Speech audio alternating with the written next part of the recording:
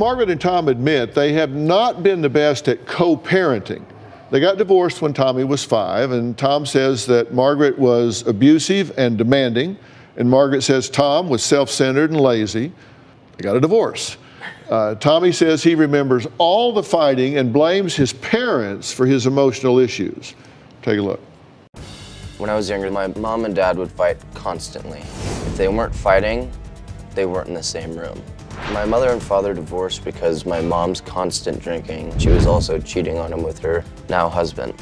I remember my father sitting down with my brother and I and telling us, we're not gonna be together anymore, we're gonna live in separate houses. My father is verbally abusive. My father doesn't stand up for me except for behind closed doors. My mother and I have a very strenuous relationship. It's very toxic, codependent. My mother once told me that what a waste of a perfectly good kid. That affected me a lot. My mother, my father, and I haven't been in the same room for about 10 years now. This past year for me has been hell. My best friend shot himself, and I found him right here. The image never leaves your head. 2 weeks after that, the night we had the funeral party for my best friend, my other 2 best friends were killed in a traffic accident on the way home from that party. And they came flying down here. Those reflectors weren't there at the time, and it just went off and crashed. As long as I was constantly intoxicated, I never had to deal with anything.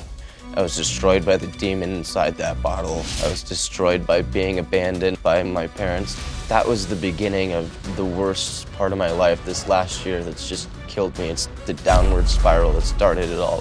Those 2 days, they're engraved in your mind. Well, Tommy, it's good to meet you. I'm glad you're here. It's a pleasure to meet you too. I'm glad I'm here as well. Yeah, tell me why. I'm here because I feel like you two need to step it up, okay? I can't do this alone.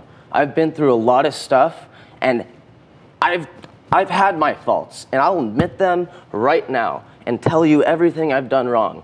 But you know what? You guys need to do the same thing, because I can't do this anymore. I'm living in a tent next to where my best friend shot himself, and you guys are just kumbaya, all happy and go lucky. You're drunk all the time and don't even remember what you're saying to me. Half the time you don't even care, or you do care a lot when it's just me and you, but when anyone else comes, you're gone. You just shoved medication down my throat since day one. I was born to fail in my eyes. The reason I was born, you told me, is wrong. You don't say I was born for your little brother, or your older brother, to have someone to play with because you want a sibling. And you know what? I feel like you've lied so many times, you believe your own lies. And you know what? I'm sorry, Dad, but you need to stand up for yourself and stand up for me. And you need to help me, both of you, because I can't do this on my own. Well, let me ask you a question. Yes, sir.